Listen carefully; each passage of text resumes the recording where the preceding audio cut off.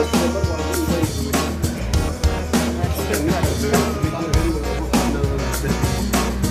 tadi kami katanya kalau hari apa? Baik itu.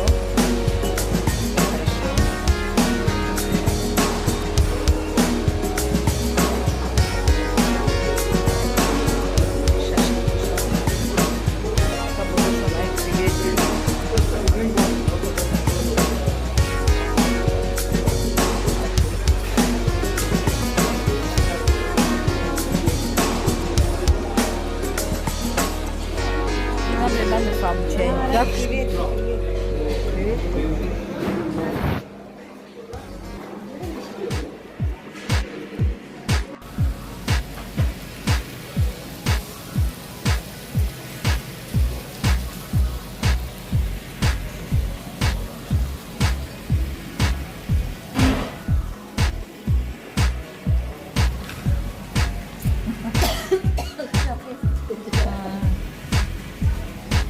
Jamil, موی خوب بسیم.